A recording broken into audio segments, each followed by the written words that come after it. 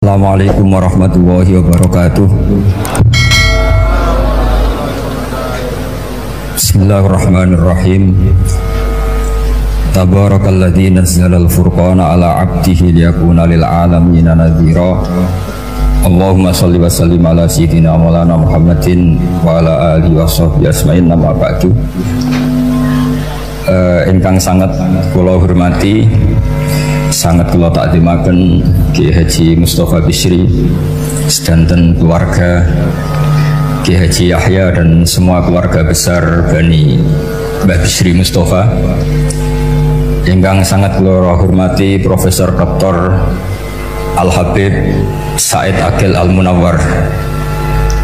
Beliau adalah profesor ahli hadis juga sekaligus ahli tafsir yang sangat kita hormati, dan yang hadir kita hormati. Mari bersama-sama nikmati audisi ini. Jadi ini saya digambar Mbah Mus untuk audisi. Jadi saya lulus apa enggak ya tidak tahu. Tapi saya pastikan tadi kalau Profesor Said Aqil Al-Munawwar fasih membaca Al-Quran, saya akan menjadi kompetitornya, akan fasih memaknai tafsir Quran. Karena saya sudah tidak mungkin bersaing di suara. Orang tahu semua kalau suara saya itu jelek. Mungkin Allah mau bagi-bagi rezeki. Jadi kalau saya suaranya bagus, nanti tidak diundang jadi mufassir, diundang jadi penyanyi hadroh. Jadi sudah itu saya nikmati saja. Begini, saya dari awal itu sudah saya perkirakan. Jadi kalau nasib saya baik, itu kalau kalian tidak paham, itu akan ngomong gini, wah ilmunya Gus Bak tinggi sehingga kita tidak paham. Itu kalau nasib sedang baik. Kalau nasib saya buruk, itu minim artikulatif sehingga menjelaskannya bulat, itu pasti nggak pinter orangnya. Karena menerangkan saja tidak mudah apa difahami. Tapi kalau nasib sedang baik, sampainya nggak paham malah muji ilmu saya yang tinggi. Padahal kadang nggak memahamkan, memang rumusnya itu salah sehingga bulat. Tapi insya Allah nasib saya malam ini baik. Begini, saya dulu pernah berdoa berkali-kali sama Allah Subhanahu Wa Taala bahwa saya ingin membaca Quran itu fasih fil makna. Fasih itu artinya jelas, runtutan logikanya jelas. Sehingga barokahnya fase itu logika Quran atau logika yang dibangun Quran itu menjadi benar-benar logika yang diterima siapa saja, termasuk diterima oleh orang kafir. Kita tahu Umar itu masuk Islam sebelum mondok apa nggak pernah mondok? Sebelum mondok, nggak pernah beliau ngaji tafsir, nggak pernah mondok. Tapi beliau dengar Quran itu faham. Karena logika yang diutarakan Quran itu logika sesuai fitrah salimah, sesuai akal yang apa? Sehat. Saya di mana-mana cerita karena ini kebanggaan para mufassir. Ketika Jubair bin Mut'im bin Adi menceritakan bapaknya yaitu Mut'im bin Adi. Beliau adalah orang yang sangat pintar sekali sehingga didelegasikan oleh kafir Quraisy untuk jadi negosiator di Asra Badrin. Jadi perang Badar itu kan ada Asra Badrin, orang-orang kafir yang ditawan Islam. Kemudian orang ini diutus untuk jadi negosiator. Singkat cerita, pas datang ke Madinah, pas Rasulullah SAW baca surat Wattur wa kitabim mastur fi raqim mansur sampai ayat am khuliqu min ghairi syai'in am humul khaliqun sampai ayat am khalaqus samawati wal ard. Di ayat itu Allah menceritakan kalau Tuhan-Tuhan yang kamu anggap Tuhan itu sebagai Tuhan, misalnya Lata, Uzza, Manat, nggak apa-apa kata Allah. Tapi kata Allah, saya minta bukti prestasi mereka apa kalau sebagai Tuhan itu. Apakah pernah ikut menciptakan langit bumi? Atau kalau nggak bisa menciptakan urun, kata Allah, urun semen sasak, kata Allah, penting urun. Sehingga logika lalu terbangun, prestasinya apa? Tuhan-Tuhan yang kami tuhankan itu, kata Allah, Qul ara'aytum ma tad'una min dunillah aruni madza khalaqu minal ardi am lahum syirkun fis samawati. Kalau mereka Tuhan, tunjukkan prestasinya ke saya, kata Allah. Apakah mereka terlibat dalam penciptaan langit dan bumi? Atau kalau nggak bisa menciptakan 100%, kata Allah setidaknya urun. Ya tadi urun semen, am lahum syirkun fis samawati. Syirkun maknanya urunan. Lalu ketuhanan berhala, Uzza dan sebagainya batal karena ayat ini. Orang kafir berpikir wah ini tidak Tuhan karena nggak punya prestasi apa-apa. Lalu mereka secara ekstrim malah berpikir ateisme, tidak mengakui adanya Tuhan. Kalau nggak diakui adanya Tuhan, berarti alam raya ini dimulai dari ketiadaan. Logikanya berarti begini, hadhil maujudat khalaqahal adam. Langit yang karuan wujud, bumi yang karuan wujud, hewan-hewan yang karuan wujud, matahari, rembulan, lautan semuanya wujud. Kemudian semua maujudat ini dirumuskan khalaqahal adam, diciptakan oleh ketiadaan. Pertanyaannya adalah mahwal junun asyaddu min hada. Kegilaan apa yang lebih parah ketimbang ini? Karena sesuatu yang wujud dimulai dari sesuatu yang tidak wujud. Berarti sama dengan mengatakan hadhil maujudat khalaqahal adam. Semua yang enggak ada ini diciptakan oleh sesuatu yang enggak ada. Jadi semua yang ada diciptakan oleh sesuatu yang enggak ada. Maka Quran ketika ngendikan am khuliqu min ghairi syai'in. Apakah kalian semua atau mereka semua diciptakan min ghairi syai'in, min ghairi khaliqin maujudin. Saya ngecek di beberapa tafsir, termasuk bukan kitab tafsir tapi maknanya sama seperti di Ihya. Masa alam raya seindah ini, seeksistensi ini, senyata ini kemudian diciptakan oleh sesuatu yang tidak ada. Mereka akhirnya mikir, ya harus diciptakan oleh sesuatu yang ada. Nah, karena sesuatu yang ada ini posisi pencipta, maka harus berstatus super. Nah, super ini oleh ulama dibahasakan wajibil wujud. Maka zat yang menciptakan ini namanya zat sing wajibil wujud. Lalu wajibil wujud ini oleh Islam disebut Allah Subhanahu wa ta'ala. Kayak apa fasihnya Quran bikin logika? Atau orang yang jadi Tuhan itu yang mengklaim sebagai Tuhan? Itu juga mungkin, yang penting mewujud. Siapa itu Fir'aun? Fir'aun itu mengaku sebagai Tuhan. Dia sudah sah dari segi dia wujud. Namanya orang wujud punya eksistensi, mungkin berkreasi. Seolah lagi, namanya orang wujud punya eksistensi, tentu mungkin berkreasi. Tapi pertanyaannya begini, ketika Musa tanya, pertama ditanya Musa, lalu kamu kalau menyembah selain saya, nyembah siapa? Kata Musa, Rabbul Alamin. Siapa Rabbul Alamin? Rabbus samawati wal ardi, yang menuhani langit bumi. Kata Fir'aun tidak jawab, manggil Haman. Haman, kamu kan arsitektur, coba ibnili sorhal ali abluhul asbab. Ya Haman ibnili sorhal ali abluhul asbab. Bangunkan sa piramida yang tinggi, la'ali at-tali'u ila ilahi Musa. Saya ingin melihat Tuhannya Musa. Lalu kemungkinan Tuhan di bumi, kata Fir'aun, ma'alim tulakum min ilahin ghairi. Kemana-mana saya melihat yang jadi Tuhan saya. Musa ngerti kalau Fir'aun ini pekok cara bahasa Jawa itu menerangkan sifatnya Allah itu dengan sifat yang sederhana, tapi justru dengan sederhana ini Fir'aun tidak bisa jawab. Terus Nabi Musa ganti argumentasi, Rabbukum wa Rabbu abaikumul awalin, yang nuhani nenek moyang kamu, leluhur kamu. Itu terperangah, kagetnya bukan main Fir'aun. Karena para umatnya, para punggawanya lalu berpikir kalau ini Tuhan berarti buyut-buyutnya nggak ada Tuhan, kan Tuhannya datang terlambat.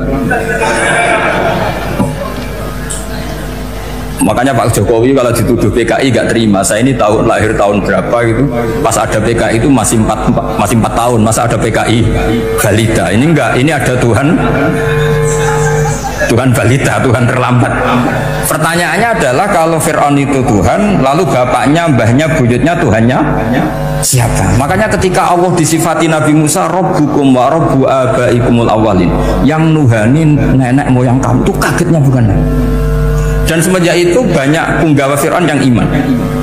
Ini yang akhirnya nanti jadi waqala rajulun mu'minum min ali fir'auna yaktumu imana, atau yang menjadi ayat wajah rajulun min aqsal madinati yas'a.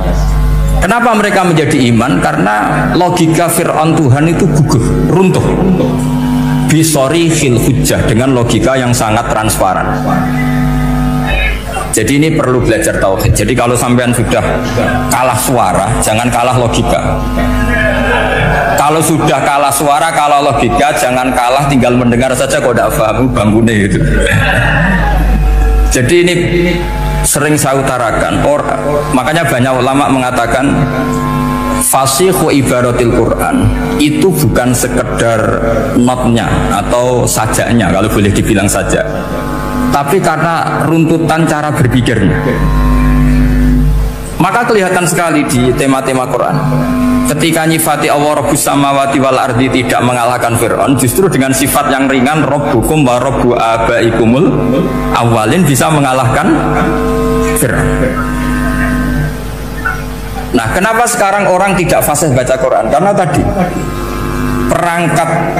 perangkat itu tidak cukup. Saya berkali-kali matur, juga sering matur Mbah Mus. Saya itu masih belajar Al-Ibris, Mbah Misbah, Marbawi, semua khazanah tafsir, baik yang bahasa Jawa, bahasa Melayu itu masih saya pelajari. Termasuk saya pelajari lughotnya, mulai lughot yang setengah benar sampai macam-macam. Saya tadi matur sama Profesor Said Aqil Al-Munawwar. Memang bacanya harus urut Said Aqil Al-Munawwar. Karena sekali salah Said Aqil Sirat. Sebenarnya nggak apa-apa, ini sama-sama orang alim. Cuma tidak tahu nasib di publik ini, nggak tahu saya ya, macam-macam lah gitu. Namanya orang banyak, nggak usah dijelaskan.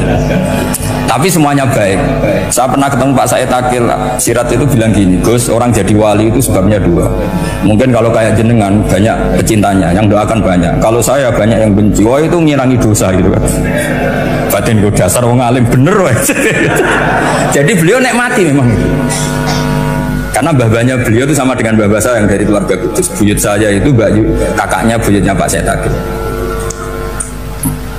Jadi makanya jangan pernah benci orang alim. Orang alim bulet atau kayak opo itu masih saja punya alasan. Saya itu dengar Kiai Bisri, cerita Kiai Bisri itu tidak ada yang serius. Dulu ketika ada polemik haji yang mu'alim, itu orang kumpul semua di sini. Kata Kiai Bisri, sudah nunggu Mbah Fadl.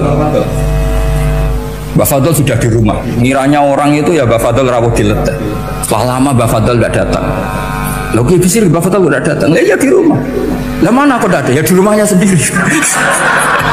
Karena beliau nggak pernah bilang di rumahnya. Orang saja yang kepikiran kalau itu rumah leteh. Itu mirip seperti guyonannya Rasulullah SAW. Nabi itu kalau guyon itu tidak pernah bohong. Makanya di tiba itu disebut wayam zahu walayakul ilahakon. Nabi itu ya guyon, tapi nggak pernah bohong. Yang bohong kan khayal kamu. Masyhur itu ada orang sepuh sowan Nabi. Di kitab saya itu perempuan, tapi di beberapa kitab lelaki. Saya tidak tahu pastinya berapa. Biasanya ahli hadis mentahmilkan taat dudul kisoten atau taat dudul wakiaten. Oke, kita bayangkan itu perempuan. Ya Rasulullah, saya ini tergesa-gesa, nanti takut kemalaman. Ini orang sepuh. Jadi jangan kamu bayangkan Nabi Suwani wong ayu nom nanti jadi hop. Orang sepuh. Oh di sini aja, ada usah tergesa-gesa pulang kata Rasulullah. Nah nanti gimana, saya jalan kaki ya Rasulullah sampai kampung saya itu nanti malam. Kata Nabi, la ahmilan naki alab binako. Santai saja, nanti tak pinjemin anaknya unta. Kata perempuan tadi, ma fa'altu bibninako. Apa yang bisa saya lakukan dengan anaknya unta? Sudah tenang saja kata. Setelah mau pulang, disiapkan unta, ya unta tua, unta layak dinaikin. Ya Rasulullah, ini kok unta tua? Katanya anaknya unta. Nabi dengan santai, oh masih tua, ya anak unta. Jadi itu menafsirkan anaknya unta cilik itu kan pikirannya kamu kan. Sebetulnya anak unta itu ya tua pun anak unta. Maka saya itu yang termasuk bangga. Nasib saya nanti insya Allah kayak Gus Mus, kayak Gus Dur, sampai tua dipanggil Gus. Tapi saya niatnya lebih buruk supaya nanti kalau saya salah pantas ngijek Gus. Tapi dalam kompetisi kadang Gus itu kalah. Itu dulu di Pondok Sarang tuh kalau ke WC itu antri. Itu yang di WC didodok supaya cepat keluar. Ayo cepat keluar, saya Gus. Dikira teror Gus itu yang di WC menjadi takut. Yang dalam WC gak kalah, saya malah kiai. Iya. Jadi memang kacau kalau sudah logika itu kacau. Tapi di Ihya kitab yang populer dikaji di pesantren itu ada babnya.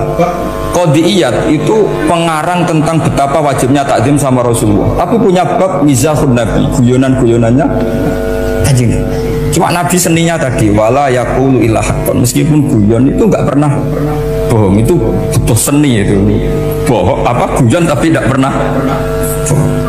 Tapi umatnya ada saja yang pernah niru, ya termasuk Ki Bisri tadi. Sudah nunggu Mbah Fadl, sudah di dalam.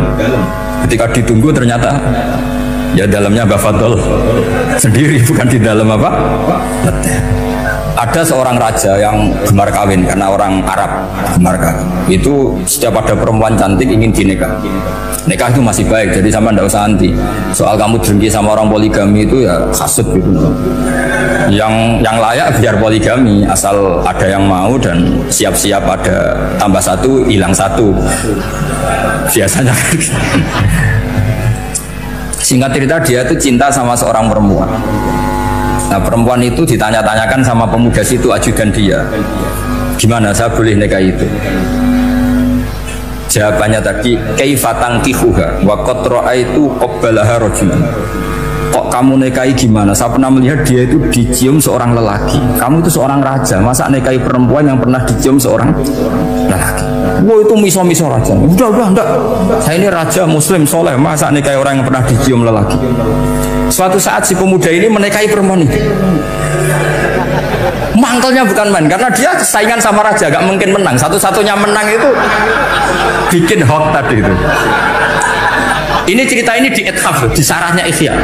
Kamu kira ini di cerita Alfu Yaumin wa Lailatin Abdun Nawas, enggak, ini cerita di Ithaf.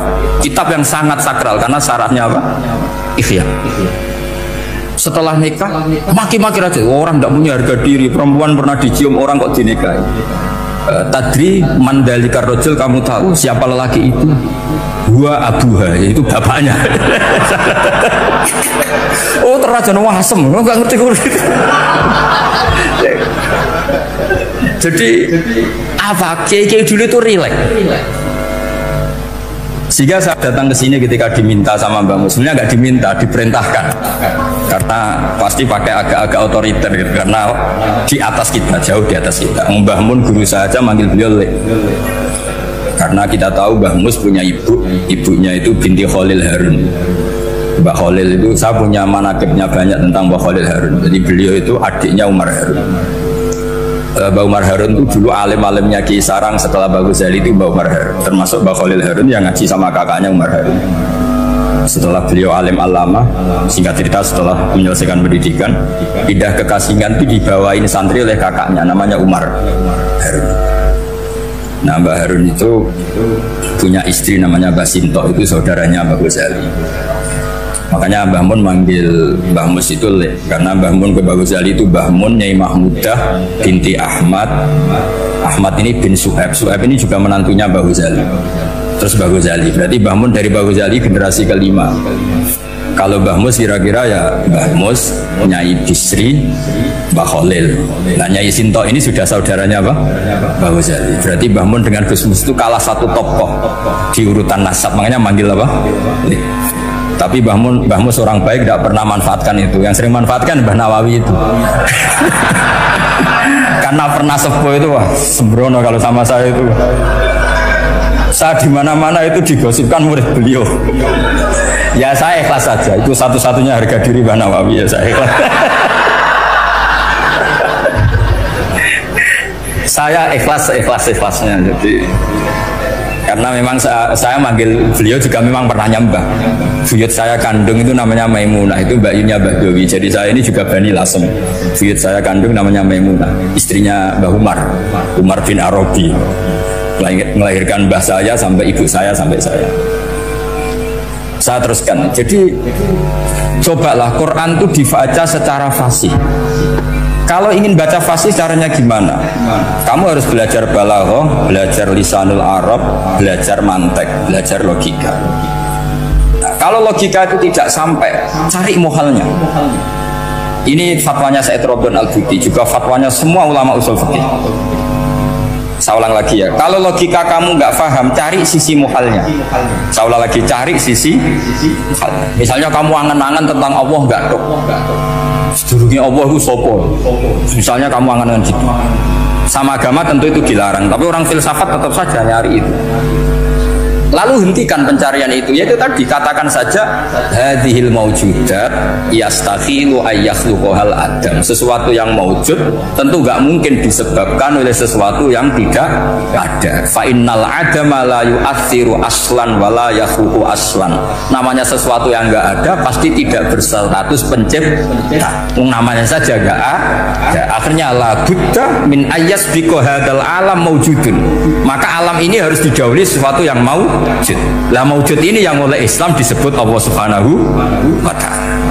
Sudah selesai di sini. Tinggal delok TV, tinggal ngopi, turu sampai setannya setruk karena nunggu mau bikin was-was itu lagi. Loh, saya itu termasuk kiai paling sering lihat sinetron. Kadang ya lihat Mak Lampir itu sering sekali. Sampai istri saya itu protes, Gus, dengan kata orang banyak orang alim kok senengan itu Mak Lampir. Karena setan mau menggoda saya tentang berpikir Allah. Jadi dia ngenteni. Ikut malah mikir Mak Lampir gitu. Setelah lihat Mak Lampir biasanya saya itu lapar, terus makan. Habis makan tidur. Setannya masih nunggu mau was-was. Ternyata saya habis bangun ngopi lagi. Kadang lihat berita orang ditangkap KPK macam-macam. Ini penting saya utarakan supaya setan itu tidak menang. Jadi ciri utama setan itu kata Rasulullah SAW, setan ini goda umatku, hadhil jibal khalaqaha Allah, hadhil ardo khalaqaha Allah, hadhil bihar khalaqaha Allah, faman khalaqaha Allah. Itu makanya banyak orang jurusan filsafat keblinger karena tanya Allah itu siapa. Kata Rasulullah, jika sampai ini maka kamu harus berhenti. Lo berhenti tanpa dialihkan ke yang lain kan susah. Tinggal aja lihat dulu sinetron. Ya paling gampang ya Mak Lampir, kan ada takut-takutnya sedikit. Karena kalau lihat sinetron anak-anak milenial itu kalau ada artis cantik sampai nangis. Karena istri kamu tidak seperti itu. Jadi ini trik ya. Trik supaya melihat TV tapi tidak nyesal. Makanya saya milihnya Anggrek Darmo, Mak Lampir. Ya saya nggak mikir maknanya, butuhnya setan bin mangkau itu. Karena ngenteni saya mikir itu, ternyata tidak mikir itu lagi. Jadi makom saya itu beda, sama-sama lihat sinetron. Mungkin saya jadi wali karena lihat sinetron. Mungkin ya. Makanya banyak wali itu nggak bisa diduga. Banyak orang jadi wali itu justru karena makan, justru karena melakukan hal-hal yang cara orang banyak itu salah. Itu Abu Yazid Al-Bustami itu pernah tanya sama Allah. Kak Haman nggak usah bayangkan caranya tanya gimana. Nggak wali ya nggak dok. Sudah ada usah tanya itu. Tanya gini, ya Allah, orang sesedup saya dalam ibadah sedekat ini sama jenengan. Lalu saingan saya dekat jenengan masuk surga itu siapa? Sama Allah ditunjukkan orang yang tidur, itu tidur ya teman kamu yang tidur di kamar. Nggak terima Bu ya, ini gimana kok bisa setingkat saya orang tidak tidur itu. Yang saya ibadah terus istighfar. Tapi jawabannya Allah nih, woi ibadah terus itu mergo dia. Jadi kan nganggep aku itu rodok-rodok jahat gitu. Iki tuh ratu mergo yakin aku apian, mulane ditinggal turu. Jadi sampean jangan tiru makom saya ketika tidur. Itu punya kelas khusus. Tapi jangan tiru, ini cerita saja. Sampean tidak harus niru. Karena sampean kalau niru itu harus ada Abu Yazidnya. Abu Yazid sudah nggak ada. Tapi itu ilmu. Ilmu yang cocok tidak cocok harus kita kaji. Saya tadi jagungan sama beliau, sama Profesor Said Akil Al-Munawar. Beliau cerita sebetulnya sekolahan saya itu tentang usul fikih, tapi terkenal saya Profesor Tafsir. Tapi saya suka ilmu usul fikih, meskipun korbannya ya banyak. Biasanya orang jadi liberal gara-gara ya usul fikih. Sebenarnya nggak perlu dipikir lah itu macam-macam. Begini. Dalam usul fikih yang mainstream itu kan ada hukum wajib, haram, ya makruh, terus macam-macam lah. Termasuk ada mubah. Mubah itu boleh dilakukan, boleh ditinggalkan. Dalam ilmu usul fikih sebetulnya definisi mubah boleh dilakukan, boleh ditinggalkan itu salah. Karena begini, setiap Anda melakukan sesuatu yang mubah, pasti di saat itu meninggalkan sesuatu yang haram. Saya ulang lagi ya. Itsma min mubakhin illa wa yatahaqqaqu bihi tarku haramim. Semua teks di Lubul Usul seperti itu. Memang saya hafalkan karena ini cara saya jadi wali yang mudah murah. Itsma min mubakhin illa wa yatahaqqaqu bihi tarku haramim. Fayatahaqqaqu bisukun tarkul qatli wa bisukut tarkul qadzaf. Terus beliau membuat sekian contoh. Hukum mubah itu kata ulama yang lain kan boleh dilakukan, boleh ditinggal. Itu tidak benar. Mubah itu ya wajib. Karena setiap kita melakukan mubah maka saat itu berarti kita meninggalkan barang haram. Coba orang tidur itu artinya apa? Tidak zina, tidak maling, tidak selingkuh, tidak mabuk. Sampean di pondok nikmati jagungan, rokokan, ngopi. Artinya nikmati rokok, nikmati kopi, tidak menikmati tontonan di bar.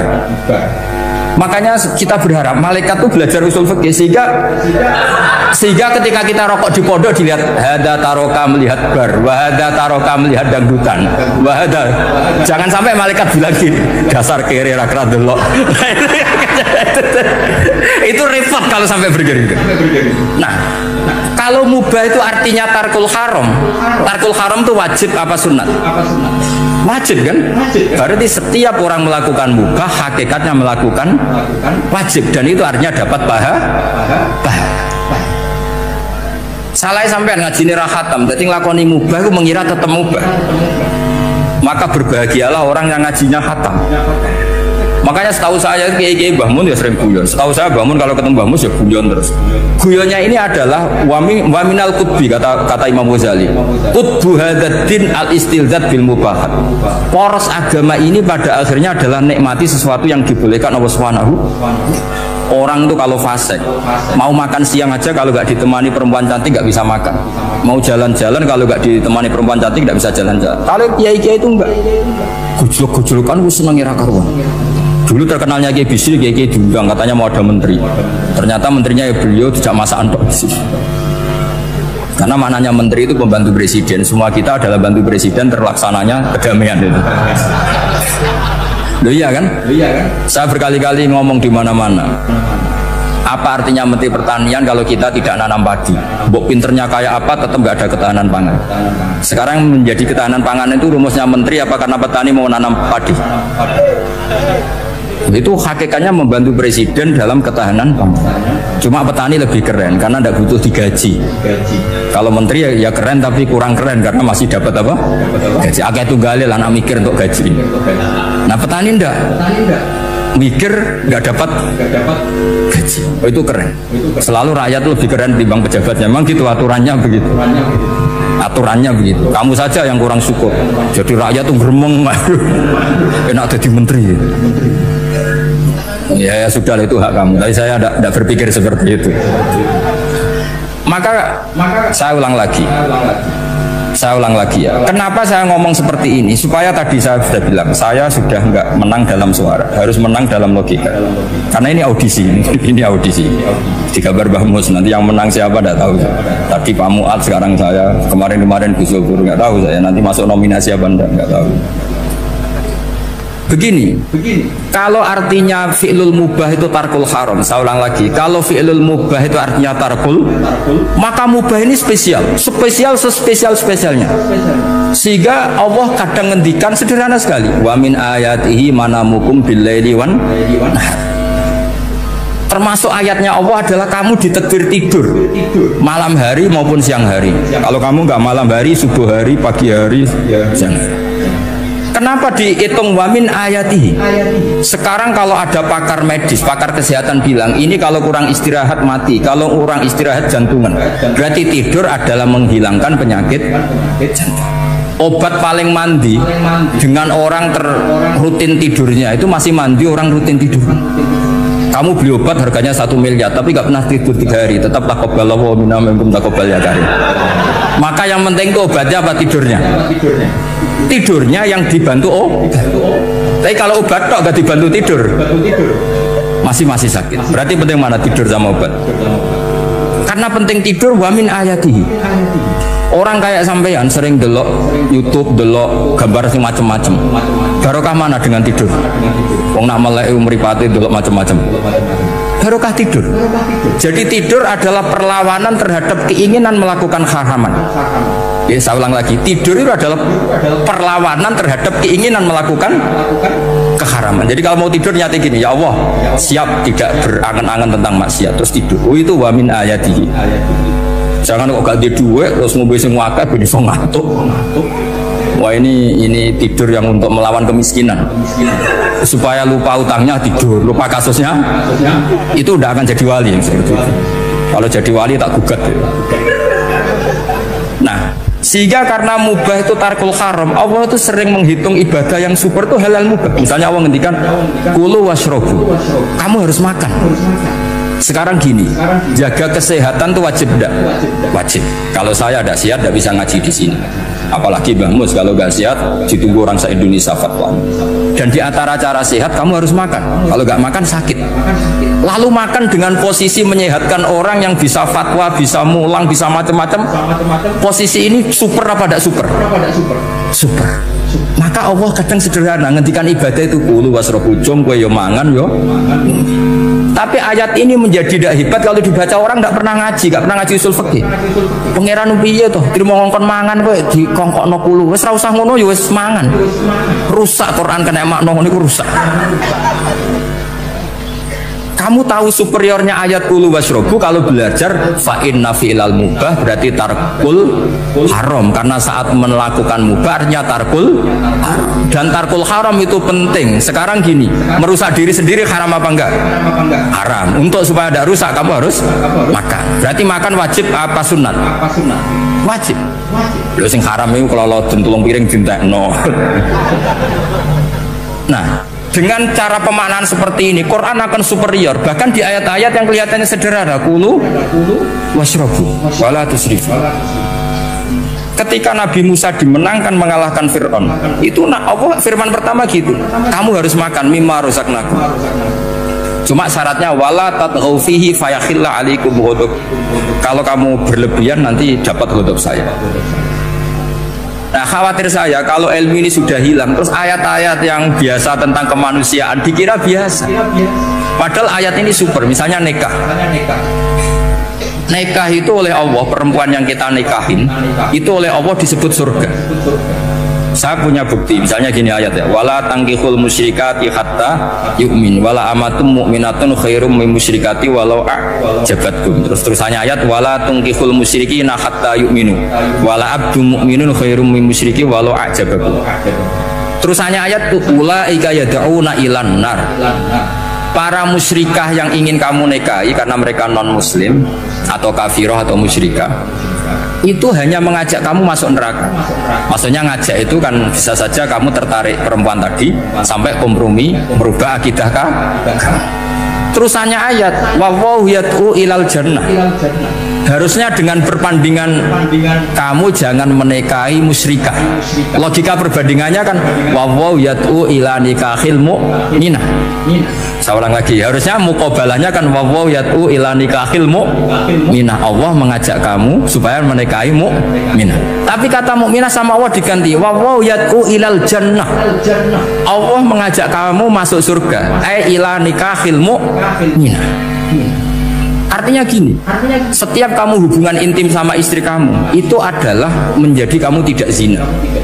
Jadi kalau kamu tidak zina, barokahnya istri kamu ini penopang kamu masuk surga. Makanya Rasulullah pernah ditanya ibadah itu apa saja. Nabi secara ringan diantara jawabannya wa fi buti ahadikum shadaqah. Sudah kamu ngumpuli istri kamu itu ya ibadah. Terus kata sahabat-sahabat, ya Rasulullah ayati ahaduna syahwatahu wa walahu ajrun. Yang benar saja Rasulullah, masa urusan gitu dapat pahala gitu. Nabi jawabannya ya enteng, alai salawatu fi haramin aka'ana ali wisrun. Kalau dia salah yang dikeloni kan ya dosa.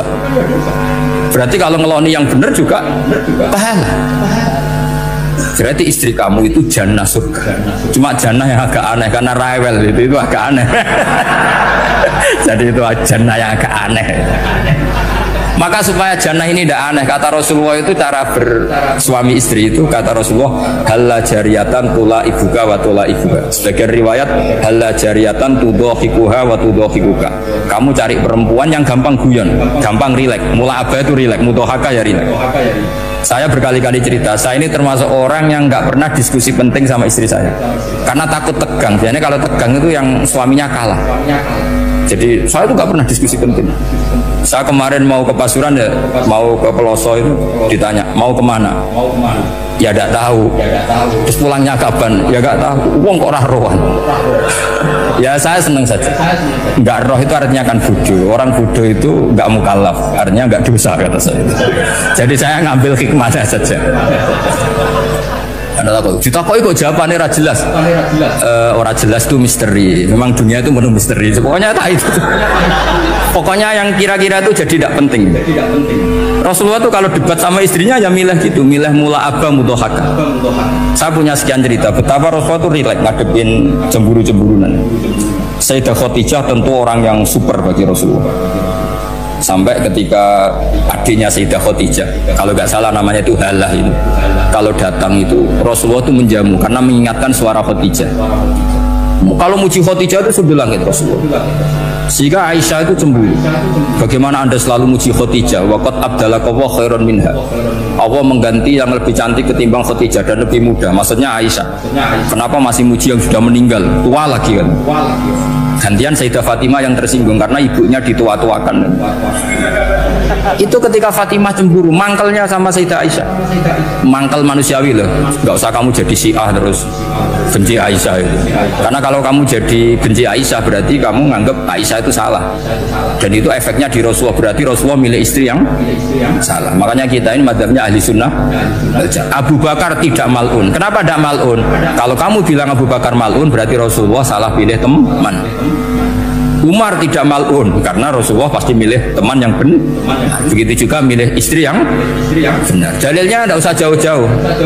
At-thayyibatu lit-thayyibi. At-yabut thayyib tentu Rasulullah. Berarti istrinya pasti thayyibah. Jadi madhab ahli sunnah dalam madhab sing jelas-jelas min baini farsi wa damil labanan khalisan sa'iwal lisyari. Jadi kalau kamu cari logika gampang saja. Nabi itu thayyib, bahkan at-yabut thayyib. Padahal kata Allah at-thayyibatu lit-thayyibin. Ya jelas ya. Jadi ini tidak usah dimasukkan hati tentang konfliknya Aisyah dan Fatimah, itu biasa saja. Yang satu bela ibunya, yang satu bela dirinya. Sebenarnya Aisyah itu nggak niat ngeritik Khadijah, ingin diperhatikan Rasulullah saja. Terus ketika Sayyidah Fatimah apa ya matur ya Rasulullah saya supaya ngalahkan Aisyah itu gimana? Karena ibu saya sudah meninggal ya memang tadi dia muda dia dan tahu betul orang kalau Nabi itu sangat mencintai Aisyah. Kata Rasulullah bilang gini saja, tetap hebat ibu saya karena ibu saya dapat Rasulullah rondo untuk Joko. Kowe ayu kaya apa iku untuk Dudo. Jadi rileks saja Rasulullah. Akhirnya ya semenjak itu nggak ngeritik lagi. Bahaya ini kalau ngeritik. Khadijah itu kan sudah umur 40 tahun, janda dapat Joko. Aisyah perawan untuk Dudo. Keren mana? Keren Khadijah. Jadi tidak semua masalah itu Nabi itu menyelesaikan cara ekstrim. Nabi itu biasa mula santai rileks. Nah kalau para mbak-mbak ini ingin jadi surga yang nggak aneh, syaratnya jangan rewel karena di surga itu nggak boleh ada orang rewel. Tapi kalau nggak rewel sementara suami kamu udah bener, ini namanya goblok. Maka kata Mbak Mun kalau ngijazahi santri-santrinya, cung bujum kudu rewel, gak ngono fakir kata Mbak Mun. Tapi santri yang di belakang gremeng. Iya bah, nak fakir, nak jantungan mati. Makanya sering itu. Jadi di antara ulumil Quran itu ada istilah maudhi'ul mutmar mengganti maudhi'ud dhamir atau maudhi'ul lafzi menggantikan lafdan akhar. Itu memang agak jelimet di ilmu tafsir, tapi bagi pelakunya itu menjadi gampang. Ya tadi, ketika Allah melarang nikah hal musyrikah, saya ulang lagi.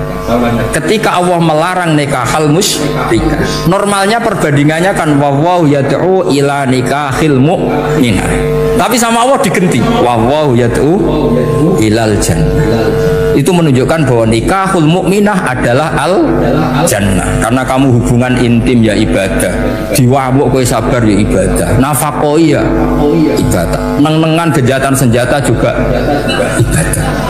Seru Bang, neng-nengan itu seru.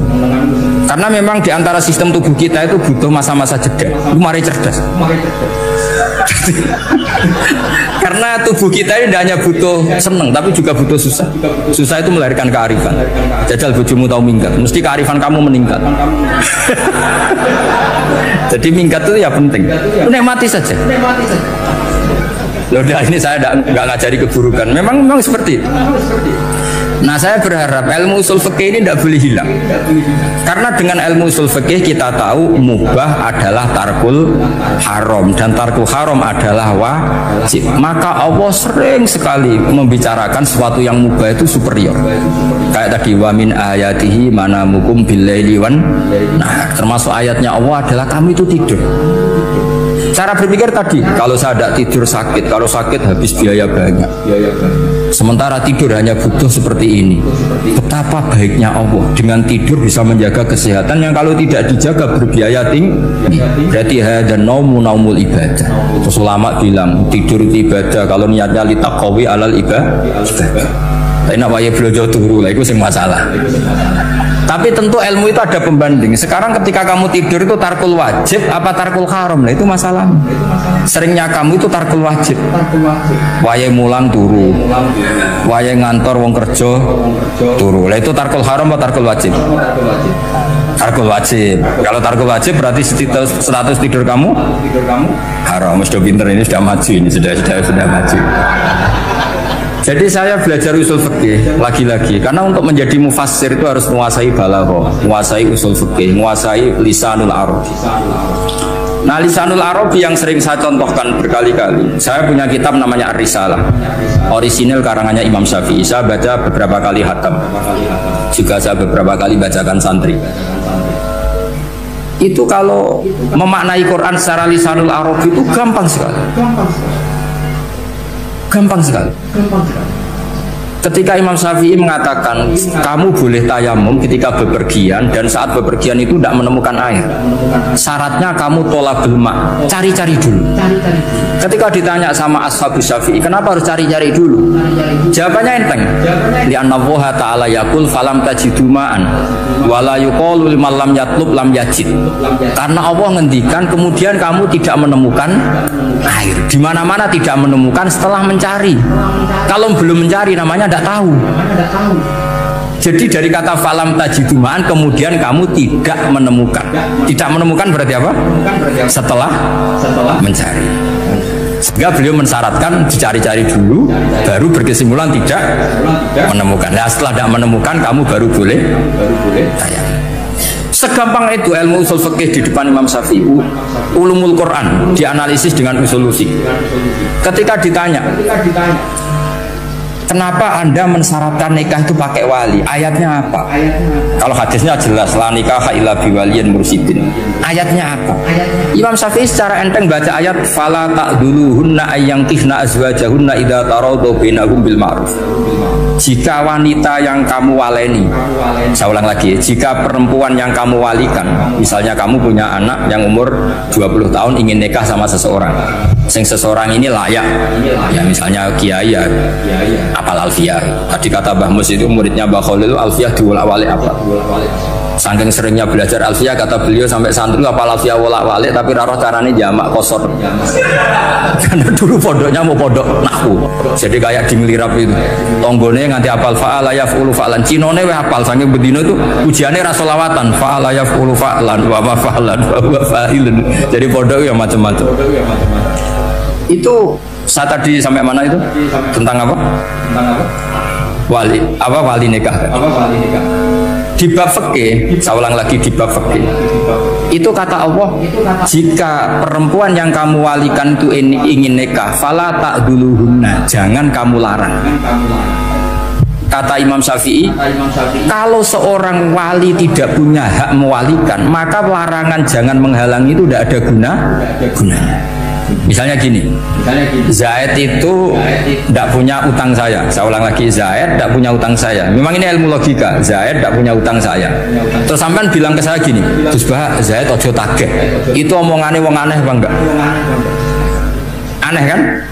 Tapi kalau Zaid punya utang saya 1 juta, terus kamu menasehati saya, Gus Zaid ojo tagih, benar apa enggak? Wali itu punya hak melarang. Saya ulang lagi, wali berarti punya hak melarang putrinya tidak nikah. Jika diperintahkan Allah, kamu jangan pernah melarang. Berarti punya hak melarang. Kayak tadi, Gus ojo tagih, berarti aku dia hak nagih. Misalnya otoritas bandara ATR, pesawat Boeing sekian-sekian Lion, bolehkan landing di sini, karena operatornya punya hak melarang, juga punya hak mengizinkan. Tapi kalau orang lain kamu bilangin, pesawat Lion nggak boleh landing di Semarang, orang lain yang nggak terkait dengan otoritas itu, aneh nggak omongan itu? Aneh. Kalau wali dilarang menghalangi perempuan ingin nikah harus memberi izin maksudnya, maka berarti wali punya hak menikah. Paham yang saya maksud? Makanya Imam Syafi'i mensyaratkan seorang perempuan yang nikah harus pakai wali. Jadi segampang itu. Kitab Ar-Risalah menerangkan ulumul Quran. Dan dalam banyak hal ulama dulu itu, makanya saya tadi berjanji, karena Quran itu bisa kamu baca fase, kamu dengerin suara enak ya enak, kamu dengerin logika yang enak ya enak. Jangan sampai kamu udah dua-duanya, suaranya sudah ada enak, logikanya tidak enak, itu kacau namanya. Ketika Imam Syafi'i ditanya bagaimana hukumnya uzubah, uzubah itu gak nikah. Padahal ada hadis faman rohiba an sunnati falesa. Kata Imam Syafi'i ya gak apa-apa. Kenapa? Fa inna wa ta'ala dzakara 'abdan sholihan wa qala wa sayyida wa hasura wa nabiyya minas sholihin. Allah menyebut nabi yang soleh, dan di antara nabi yang soleh itu ada yang berstatus hasur. Hasur itu tidak ada keinginan sama perempuan, akhirnya tidak nikah. Berarti tidak nikah itu boleh karena ada nabi yang tidak nikah. Segampang itu dulu. Saya punya kitab, saya ini baru gencar-gencarnya kampanye kitab Syajaratul Ma'arif. Karena memang kitab itu bagus, menurut saya simpel dalam memahami Quran. Jadi anggap saja ini bentuk penghormatan saya sama Ki Bisri yang sudah mengkhidmai, mengenalkan ulumul Quran lewat apa? Tafsir apa? Al-Ibris. Yang Ki Misbah punya tafsir Al-Iqlin. Memang dua beliau itu, kalau yang satu ngarang terjemah Alfiyah, yang satu yang ngarang satu. Ini dua kutub yang berbeda, yang satu sangat rileks, yang satu sangat seperti itu. Nggak usah diterjemah nanti jadi repot. Itu apa ulumul Quran yang ditulis Syajaratul Ma'arif itu gampang sekali. Misalnya begini, beliau bikin judul Babun Nafil Ibad Bikulil Bilad. Bab seseorang harus manfaat kapan saja dia berada. Itu terus beliau qala ta'ala wa ja'alani mubarakan ainama kuntu. Ciri utama para nabi itu ngendikan wa ja'alani mubarakan ainama kuntu. Saya dijadikan di mana-mana itu berkah. Jadi seseorang hidup harus di mana-mana manfaat. Terus ketika beliau ngendikan babun la yutrakul haqqu li ajril batil, bahwa kebenaran tidak boleh ditinggalkan hanya karena ada banyak kebatilan. Beliau terus ngendikan inna sofal marwata min sya'airillah faman hajjal baita wa atamara fala junaha alaihi ajat tawafa dihimba. Jadi di Sofa itu ada berhala namanya Isaf, di Marwah ada berhala namanya Nailah, atau sebaliknya pokoknya Isaf dan Nailah. Terus sahabat kalau mau sa'i itu merasa dosa karena harus melewati berhala-berhala itu. Sehingga mereka tanya, ya Rasulullah, saya ini tetap tawaf gak? Padahal di tempat-tempat itu ada berhala. Terus kata Allah, tetap tawaf. Nah, tetap tawaf ini artinya apa? Melakukan barang hak meskipun di situ banyak kebatilan. Itu manhajnya para orang-orang alim kita. Mbah Mus itu ya berkawan sama orang yang macam-macam. Kamu tidak usah ngeritik, itu fikihnya sudah kelas tinggi. Fikihnya tuh la yutrakul haqqu li ajlil batil. Saya di mana-mana cerita. Saya punya kitab namanya Khilyatul Auliya wa Tabaqatul Asfiya. Itu syarat kamu kalau daftar wali harus punya kitab itu. Khilyatul Auliya wa Tabaqatul Asfiya. Itu karangannya Abu Nu'aim Al-Asfihani. Kitab itu yang jadi indukan Ihya ketika menyebut manaqibul akhyar. Kita tahu Ihya kalau bab tasawuf mengikuti Kutil Qulub yang dikalang Abu Thalib Al-Makki. Kalau fikih tentu beliau mengikuti Imam Haromen gurunya, yaitu kitab Nihayatul Matlab fi Dirayatil Madhab. Kalau Manaqibul Akhyar beliau mengikuti kitab Khilyatul. Dan ngikuti itu penting kalau dalam tradisi kiai. Gak boleh seorang kiai kok mikir sendiri, namanya mustakil. Kalau mustakil itu mubtadi', bikin tatanan baru dalam agama. Justru ulama itu harus niru sebelumnya karena sanad itu harus musalsal. Gak boleh Imam Syafi'i bilang haram terus kamu bilang halal, terus murid kamu bilang makruh, terus muridnya kamu ya pokoknya khilaful aula. Nggak boleh gaya-gayanan gitu. Kalau di kampus plagiat itu dilarang, kalau di pondok itu wajib. Makanya banyak kalau tes itu ngerpek, karena belajar itu tanpa batas kata saya. Lu kok ngerpek? Buatan ya, jadi belajar kapan saja. Jadi buatan ngerpek, mutolaah pas tes. Kacau tuh santri, mutolaah tapi pas apa? Tes. Itu dalam kitab Khilyatul Awliya diterangkan. Uniknya rawinya itu siapa? Sufyan bin Uyainah, orang yang sangat khusyuk, gurunya Imam Syafi'i. Kita tahu Imam Syafi'i punya guru zaman di Mekah itu namanya Muslim bin Khalid Az-Zanji. Dalam hadis ngikuti Sufyan As-Sawri sama Ibnu Uyainah. Tapi beliau intisabnya lebih ke Imam Malik ketika ngaji apa? Muwatta. Terus beliau punya guru usul fikih namanya Muhammad bin Hasan Asy-Syaibani. Itu Sufyan bin Uyainah dalam kitab itu diceritakan pernah suatu saat Isa sama Yahya, ini supaya saya tahu fikihnya Mbah Mun, fikihnya Mbah Mus. Isa sama Yahya itu satu nabi yang sama-sama muda, yang satu angkatan. Saya berkali-kali cerita, nabi yang satu angkatan itu ada 3, tapi yang 2 ini nggak level, yaitu Ibrahim dan Lot. Tapi nggak level karena Lot itu adalah pernah keponakan siapa? Ibrahim. Musa dan Harun, tapi Harun itu nggak levelnya Musa karena dia jadi nabi berdasar proposal Nabi Musa. Jadi Nabi Musa itu alsat, agak pelak, sehingga beliau kalau menjelaskan kesulitan, terus pakai jubir. Makanya kemarin itu ada wali yang kalau ngomong pakai apa? Jubir. Akhirnya Nabi Musa ngendikan apa? Waj'alli waziran min ahli Haruna akhi usdud bihi azri wa asyrikhu fi amri. Ya Allah, saya ini lisannya agak pati fasih, tolong Harun sing huwa afsahu minni lisanan, yang lisannya lebih fasih tolong jadikan nabi. Sama Allah dituruti, Harun jadi apa? Nabi. Tapi yang dapat wahyu Musa, jadi dia hanya jubir. Makanya seangkatan tapi tidak level. Yang seangkatan level itu hanya Yahya dan Isa. Nabi Isa kita tahu berstatus wa yukallimun nasa fil mahdi wa kahla. Jadi mulai kecil sudah pinter. Nabi Yahya ya nggak kalah keren. Ya Yahya khudil kitab bi quwwah wa atainal hukmah sabiyah. Ketika kecil sudah pinter. Jadi ini rivalitas dalam ilmu. Makanya khilaf itu penting. Jangan gontok-gontokan berarti ratau ngaji. Khilaf itu penting. Nabi Yahya itu kalau jalan-jalan sampai Nabi Isa, itu yang Nabi Yahya mesti tanya, aina khiyarun nas, rumahnya orang baik mana, saya mau nginep di situ. Mesti tanya gitu kalau di satu perkampungan yang beliau-beliau sedang jalan-jalan. Tapi kalau Nabi Isa tanyanya aneh, aina syirarun nas, wong sing elek-elek manggone nang. Akhirnya ini kan terjadi debat, tapi karena sama nabinya ya tidak debat kusir terus kubu-kubunan kosong berapa sama kosong berapa, enggak, ini sama ya sama-sama kosong-kosong, sama-sama orang ikhlas itu kosong-kosong. Sama lama terus debat kecil. Kenapa kamu tanya aina khiyarun nas? Mana orang-orang baik? Jawabnya Nabi Yahya, ya kumpul orang baik itu enak, nyaman, teduh, enak lah. Nah kamu kenapa kau tanya mau nginep di aina syirarun nas? Ana nabiyun, ana tobibun, udawil mardo. Saya ini dokter, nabi itu dokter. Di mana-mana dokter menyembuhkan yang sakit. Kalau Anda peneliti penyakit, cari daerah yang banyak endemik penyakit apa yang daerah sehat? Daerah yang kena endemik penyakit. Tapi problemnya Anda sendiri berpenyakit dan kalau ke situ tambah nemen. Ya sama. Kalau kamu kira-kira tidak kuat ya jangan kumpul orang yang seperti itu. Kamu tidak kuat kan? Malah katut. Tapi fikih-fikih kiai-kiai kita, guru-guru kita, berteman orang macam-macam tenang saja. Karena mereka kekuatan kesalehannya sudah absolut, sudah kuat sekali. Ya tentu bi'aunillah wa bitaufiqih. Sehingga kamu tidak usah meki para guru-guru kita. Saya pernah didawi Mbah Mun. Ya Jong ya aku wis ketemu Megawati. Piye-piye Indonesia kudu damai. Engko nak tukaran yo repot. Jane yo piye aku yo kiai. Akhirnya beliau harus ketemu karena untuk supaya Indonesia itu damai.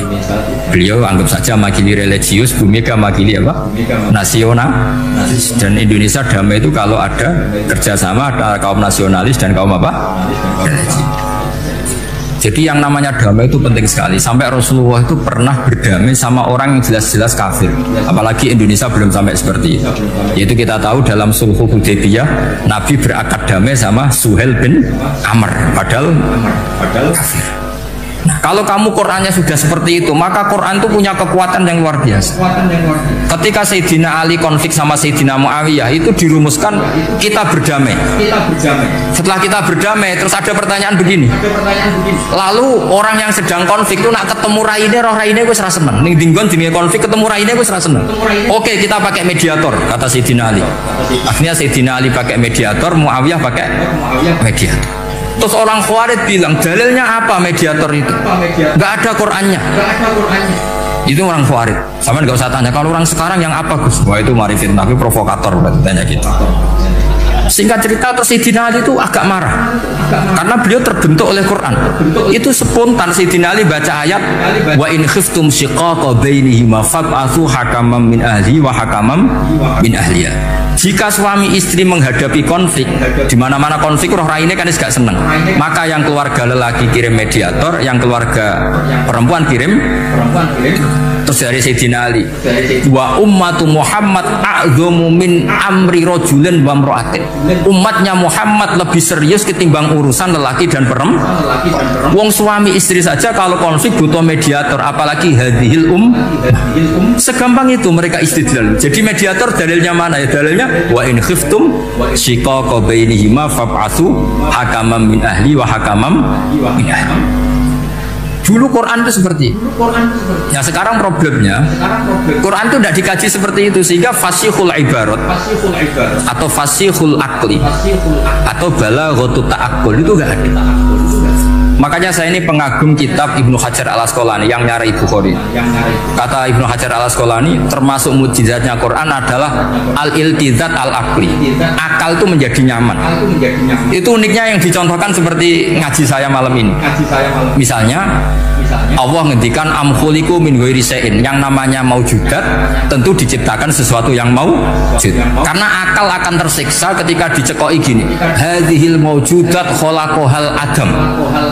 Tersisa nggak akal kamu sebagai orang waras dicekoki pikiran hadhil maujudat khalaqahal adam. Ini maujudat disebabkan oleh ketiadaan. Mesti kowe ra iso turu. Barang rono kok iso gawe iku piye? Nah ini yang dimaksud dalam ilmu tasawuf ala bidzikrillah tatmainnul. Jadi cara tenangnya hati itu macam-macam. Nak wong toreko ya wong kon wiridan.